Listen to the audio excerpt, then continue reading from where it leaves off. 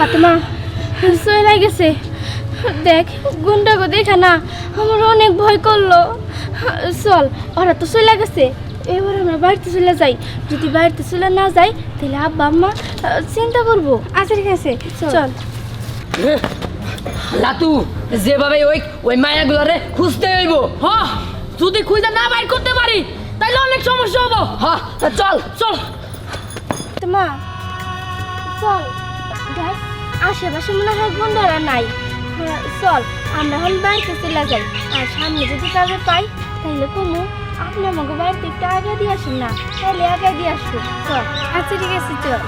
মা বাবা, বাবা তুমি আইছো? বাবা আইলাম, তখন থেকে মনে হইতেছে কিছু হয়েছে নাকি? বাবা, ওই যে বুলেট গুন্ডার দল আছে না, ওই বুলেট গুন্ডার দল আমাকে দুজনকে তাড়া করছিল। কি তগরে তাড়া করছিল? ওই শুয়ারের বাচ্চা দিন দিন পাওয়ার বাইরে যাইতাছে। ওর বিরুদ্ধে একটা ব্যবস্থা নিতে হইব। আর পুলিশকে কাছে যাই কি করবো? পুলিশকে তো ওরা ট্যাক্স দেয়, পুলিশ তো আমার কথা শুনবো না। বাবা তুমি একটা কিছু করো, না হইলে আমরা সমাজে মুখ দেখাইতে পারবো না। হ, তুই একদম ঠিক কথাই কইছস। আমারই কিছু একটা করতে হইব। আয় চলো। বাবাজি দাঁড়াও, তোমাদের সাথে একটু কথা আছে। কি হয়েছে চাচা? তাইলে বলেন। শোনো বাবাজি, না আমরা তো এলাকায় থাকতে পারতাছি না। কিছু লোক আমাকে অনেক বিরক্ত করে, অনেক অত্যাচার করে। আমাদের এলাকায় বুলেট আর লাতু নামে একটা কুড্ডা বাইরে আছে, ওরা খুব খারাপ। আমাদের এলাকায় সব লোকের ওরা অত্যাচার করে, বিরক্ত করে। এই যে বাবাজিরা দেখতেছো না দুইটা মেয়ে, এই দুইটা মেয়ে আমার। শোনো, শুধু আমার মেয়েরা, আমাদের এলাকায় বিবাহিত হোক আর অবিবাহিত হোক, সমস্ত মেয়েদেরকেই ওই গুড্ডা বাইরে ডিস্টার্ব করে। আর আমি জানি তোমাদের কাছে আইলে তুমি ন্যায় বিচার পাবো, এই জন্য তোমাদের কাছে আইছি। তোমরা কিছু একটা করো। ও এই সমস্যা, আমরা থাকতে কোনো সমস্যা থাকবো না, সব সমস্যা দূর করে দিমু। শুধুমাত্র তেল পানির একটা খরচ আছে না।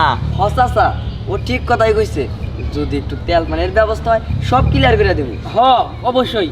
শোনো বাবাজিরা, আমার কাছে তো টাকা পয়সা নাই, তবে তোমরা কাজটা করার পরে আমার সামর্থ্য অনুযায়ী যত টাকা লাগে আমি তোমাকে দিব।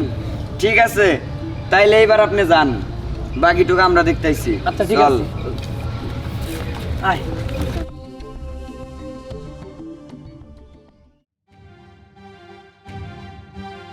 আবার যাই কি জানি দূর আমরা আমরা ধরতে গেছিলাম, কিন্তু একটুর জন্য ধরতে পারি নাই। আর যদি ধরতে পারতাম আপনার কাছে নিয়ে আসতাম। ওই হারামির বাচ্চা, ধরতে পারুস নাই আর আমার কাছে আইয়া বড় বড় কথা কইতাছস? হ্যাঁ বড় ভাই থামেন, আর একবার আমাকে সুযোগ দেন। ওরে ধরে না নালে ওর 14 গোষ্ঠীরে ধরে আনমু। শোন, ওদের কাছে একটা মেমোরি আছে, ওই মেমোরির মধ্যে আমার সব কুকর্মর রেকর্ড আছে। ওই মেমোরি যদি একবার পুলিশ হাতে পায় তাহলে আমার জীবন শেষ। ওই মেমোরিটা আছে ওদের ব্যাগের ভিতর, যারা নিজেও জানে না। আমি কি মনে করি ওগো বাড়ি ঘরে আগুন লাগাই দেওয়া উচিত। যদি বাড়ি ঘরে আগুন লাগাই দেন, মনে করেন কোনো সাক্ষীও থাকবো না, কোনো প্রমাণও থাকবো না। ঠিক কইছস, তোর এই বুদ্ধিটা আমি কাজে লাগামু। তোরা এইবার যাইয়া ওকে বাড়িঘর আগুন লাগাই দে। ওস্তাদ আপনি যা করবেন তাই হবো। এই, তোরা অনেক কইছস, এবার আমরা কই। তোদের অনেক আগের থেকেই ধরার জন্য ঘুরতেছি, কিন্তু তোদের কোনো প্রমাণ পাইতেছি না। কিন্তু যেহেতু আজকে প্রমাণ পাইছি, তাই তোদের খেলা এই জায়গায় শেষ। প্রমাণ? আমি জানি তুই এলাকার পাতিমাস্তান, হঠাৎ করে বাইরে গেছস। শোন, তোর কপাল ভালো, তুই আমার এই গ্যাংয়ে ঢুকা পড়ছস। তোর যদি কপালে নসিব থাকে তুই ভালোভাবে ফেরা যাইতে পারবি, আর যদি না থাকে তুই এই জায়গায় শেষ। ওহো, শেষ? ঠিক আছে, সেটা পরে দেখা যাব কে শেষ আর কে বাঁচে। তার আগে আমি একটা কথা কই, ওই দুই মেয়ের পেছন পেছন ঘোরা ছাইরা দে। শোন, তোদের আমি 50,000 টাকা দিমু যদি ওই মাইয়ার ব্যাগের ভিতর পার্সগুলা আমার আয়না দিতে পারোস। ও পার্স পার্স পার্স, তার মানে ওই পার্সের ভিতরে এমন কিছু লুকাই আছে যেটা দিয়া তোকে সবগুলো আরে ঘায়ল করতে পারমু। ঠিক আছে, তোকে আমি ওই পার্স দিয়ে ঘায়ল করমু। চল। বড় ভাই, ওরা যে পাঞ্জাবি বসে দুইজনে, ওই পাঞ্জাবির মান সম্মান তো রাখতে পারে নাই, ওরা মাস্টার নইলো কেমনে?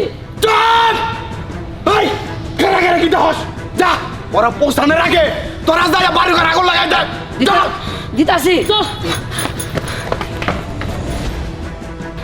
না ওই পার্স দিয়া যদি আমারে ঘায়ল করে ফেলায়, যদি ওই মেমোরিটা পুলিশের হাতে পৌঁছায়, তাহলে তুমি শেষ। না না না না না না না, তা হইতে দেওয়া যাবো না। এই কুত্তার বাচ্চারা এখন পারবো না, না পারবো অগদ দিয়া তো বর্ষা নাই। Shit!